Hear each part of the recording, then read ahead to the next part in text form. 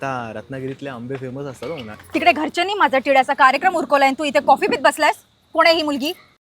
हे बघ अश्विनी, मी तुला आधीच क्लिअर केलंय, आपली कास्ट वेगळी आहे, आपलं लग्न नाही होऊ शकणार. कास्ट वेगळी आहे मग झोपताना चालली का मी तुझ्यासोबत? तेव्हा नाही आठवली तुला तुझी कास्ट? अश्विनी, मला तुझ्याशी वाद घालायचा नाहीये, तू जा इथून. जाते ना, जाते मी. पण एक गोष्ट लक्षात ठेव, जसं तू माझ्या आयुष्याशी खेळलास ना तसं मीही खेळणार नाही. तुझी वाट लावली तर अश्विनी नाव लावणार नाही, समजलं? ए बाई, दुसरा मुलगा शोध. एक नंबरचा नीच आणि चुत्या मुलगा आहे हा. अश्विनी, आवाज खाली. माझ्याशी आवाज वरती करून बोलायचं नाही. हा,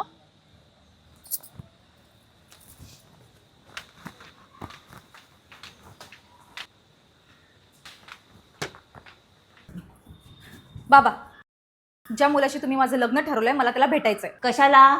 लग्न मोडायला? ए आई, तू गप ग. काय झालं अचानक? तू म्हणाली होतीस ना तुझं कुठल्या तरी मुलावर प्रेम आहे, त्याचं काय झालं? वारला तो. हा? समजलं? आता मला त्या नवीन मुलाला भेटायचा, विषय संपला. काही गरज नाहीये. प्रत्येक वेळा मुलाला भेटायला जातेस आणि त्याला काहीतरी सांगून पळवून लावतेस. आता तुला जे काय बोलायचंय ना ते लग्नानंतर बोलायचं. ए आई, तू शांत बसतेस का जरा? ती बरोबर बोलते. आमचा तुझ्यावरती विश्वास नाही आहे.